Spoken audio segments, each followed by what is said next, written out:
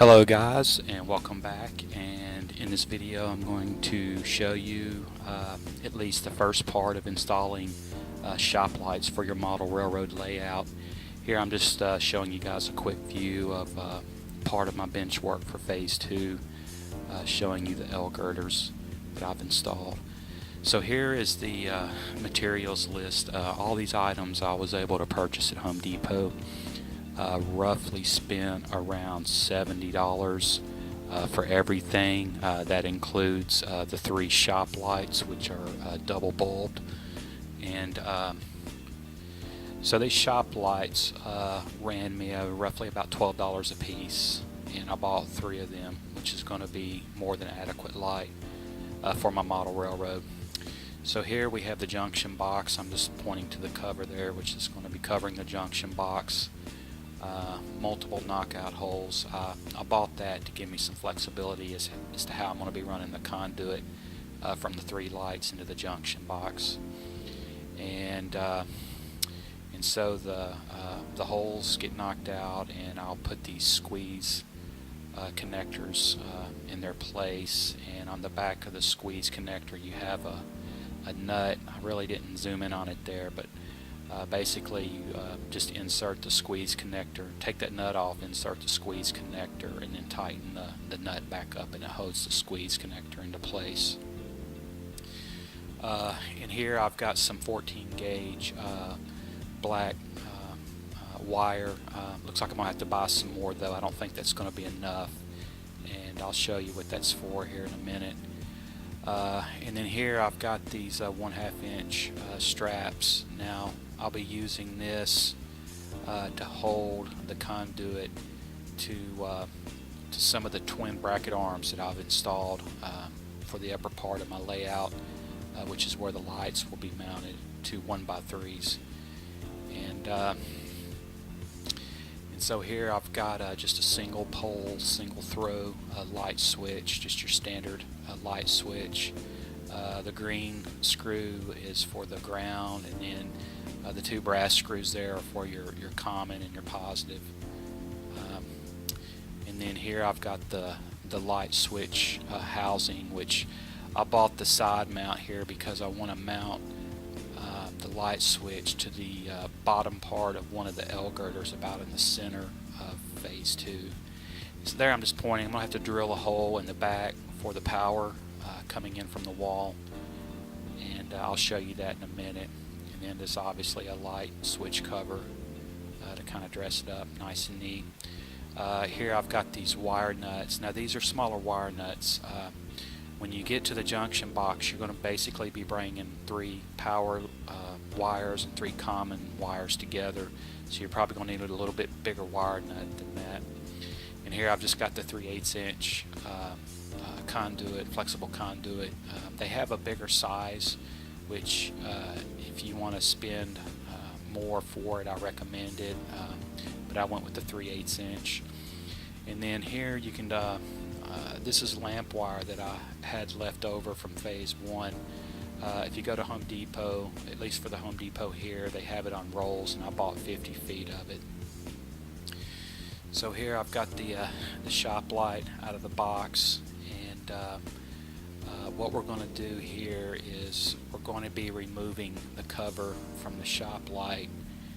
And the reason that I like these shop lights is because first of all, they're cheap, but they're pretty durable actually, and you really can't go wrong with a shop light. They have these little mounting holes on the top side of the light, and I think I get a shot on that here in a second. Yeah, right there by my fingers. Yeah.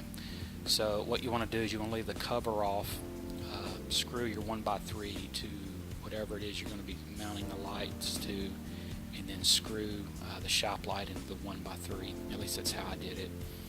And here I bought these Philips cool white bulbs. These particular shop lights take the T12, 40 watts. As you can see, they're 48 inch in length. So what I'm going to do here is just take the cover off of the shop light and should have used probably a number 1 Phillips head. That number 2 was giving me a little bit of grief there, but I was managed to get the screw out.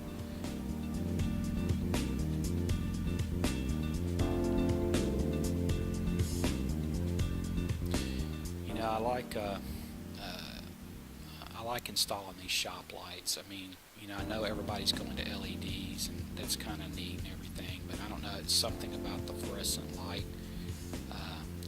You know, you can use the cool white, or you can use what they call the normal lighting, which is probably what I'm going to do for the fluorescent light bulb that's closest to the viewer.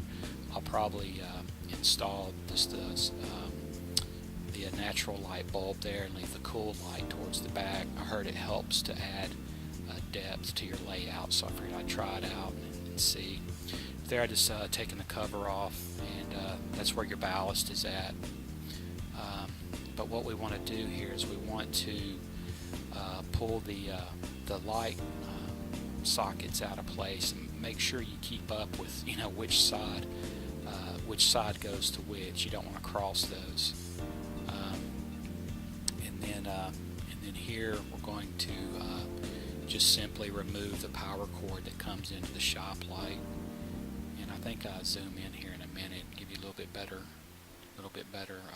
shot. Yeah, but these shop lights, it kind of has like this little plastic wire nut that you're able to unscrew. It comes apart pretty easily, actually. And just go ahead and take those apart.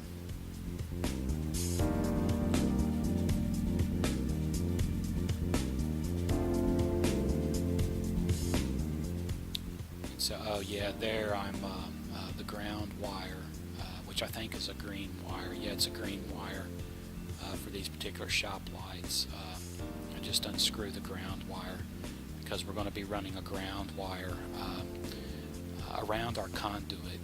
That's why I was saying earlier, if you can get a bigger conduit, I recommend it. If not, no worries, just wrap the ground wire around the conduit, and I'll show you some video on that here in just a second.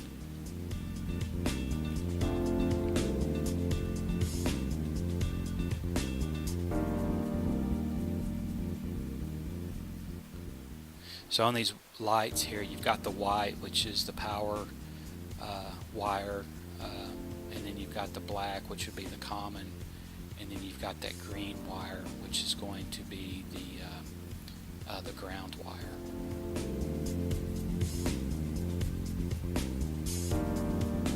So I had a little bit of problem getting the cord out. It has like a little plastic casing there. There we go. I zoomed in there. You can see that little plastic casing there that kind of holds the light in place. This shot doesn't really do it justice, but there's actually 2 little clips on it, so you just kind of pinch those together, and then you're able to remove the power cord easily. I also had to get my glasses too. I was having a hard time seeing it, so after I got my glasses on, I could see a whole lot better. So I'm going to go ahead and remove the power cord here.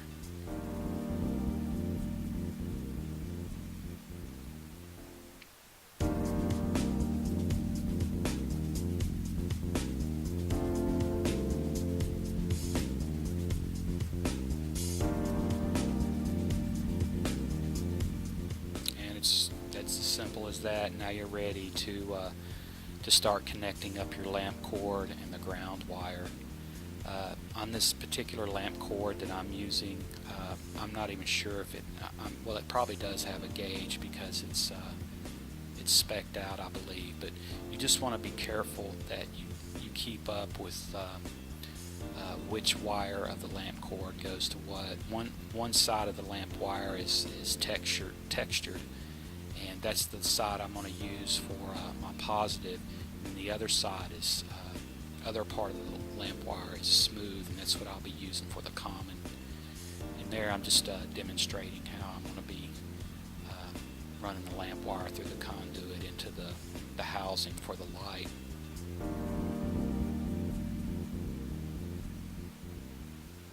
And then again, just connecting it to those 2 wires. It's pretty simple.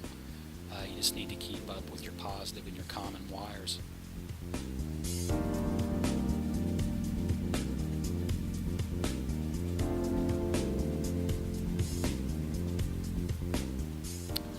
And so there's the black solid wire. You could use stranded, I would imagine. The only reason I'm using solid is because I bought the solid and I didn't want to use it for any of my wiring underneath my bench work, so I just decided to use it for lighting, which turned out pretty good actually, because it is a little bit pliable and it seems to hold its shape as you twist it around the outside of the conduit. Like I said, if you can get a bigger conduit, then you can just feed it through the conduit, but that lamp wire pretty much takes up all the cross-sectional area of the conduit, so I could only get the lamp wire to go through the conduit.